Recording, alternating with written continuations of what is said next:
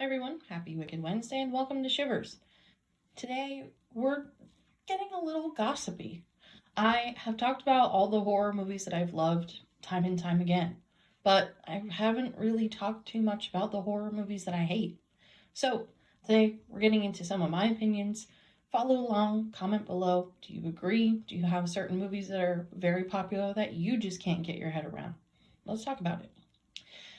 In general, I am a fan of gore. Obviously, I'm a big fan of the Saw franchise. I like horror movies that have a point. I like horror movies that prompt you to think, that prompt you to take action, that really put things in your face for the sake of proving a point or for the psychology of it. I'm not a fan of horror movies that put things in your face just for shock value, for you to have a conversation after the movie. I think that it's the wrong way of kind of making movies. Again, this is all my opinion, but everyone's entitled to liking what they like. The number one horror movie that if anybody says, like, what's the least favorite horror movie of your own, is the controversial Midsommar.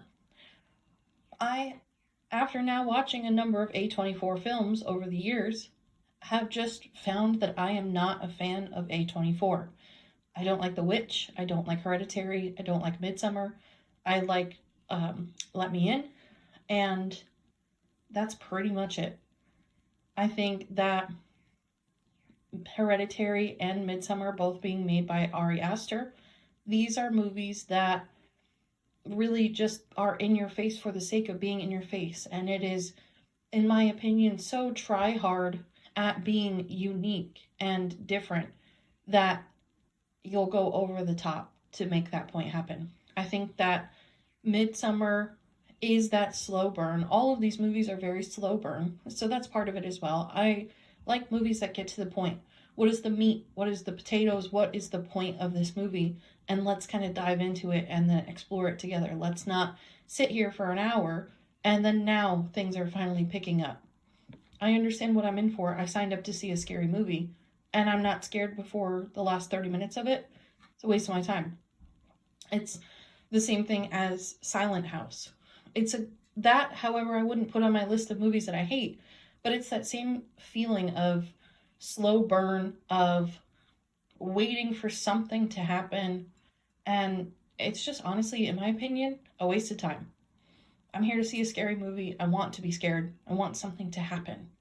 The suspense of it, I know, is the counter of that argument, but I'm not in suspense. I'm just in annoyance.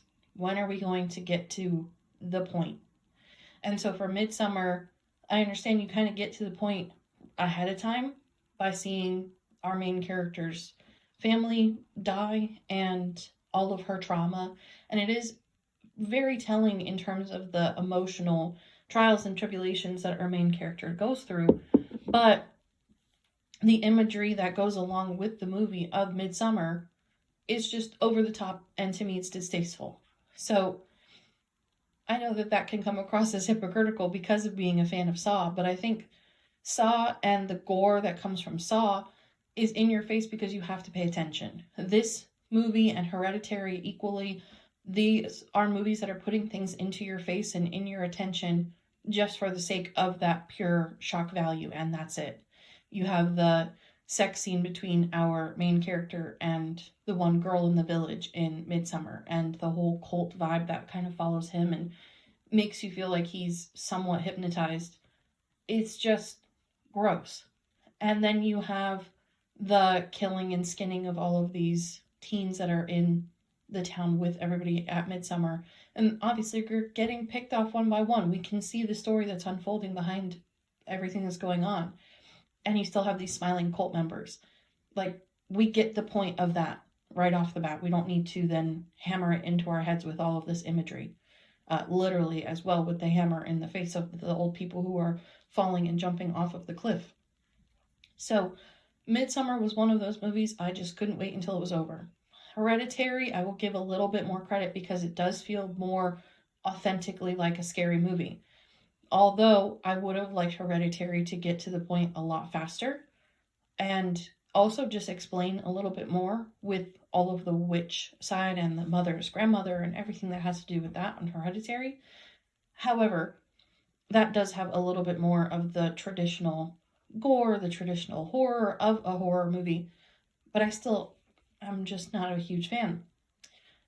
Another one under that A24 umbrella is Bodies, Bodies, Bodies. I know this isn't necessarily a horror movie flat out, but this is one of the only movies where I honestly thought about getting up and leaving in the middle of the movie theater, seeing it on opening night.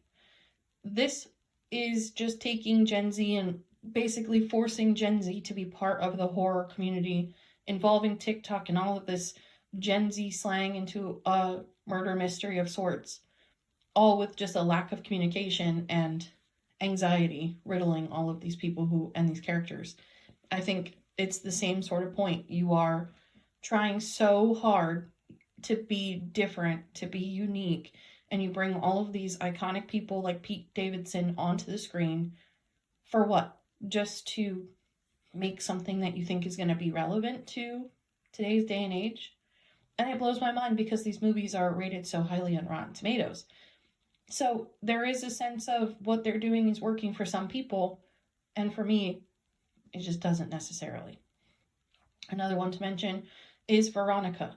This was on Netflix a few years ago, and all of these people online were saying that they couldn't get through this movie, the scariest movie ever, blah blah blah.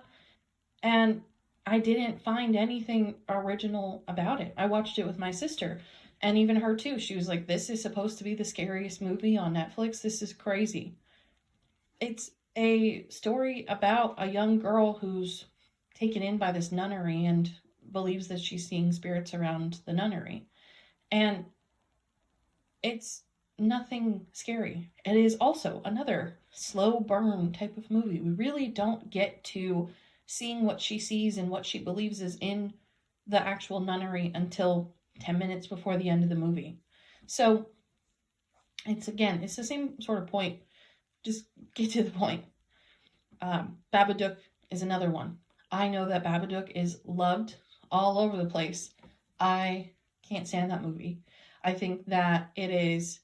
I'm also not a big fan of kids, so to be forced and essentially tortured through a movie of this screaming kid in my face for the entire time is just blatantly annoying.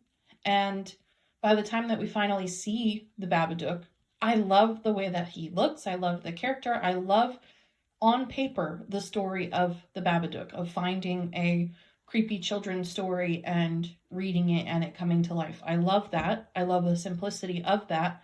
But the annoyance of the little boy and the lack of backbone in the mother and the lack of action. Nothing really actually happens during that whole movie until the very end.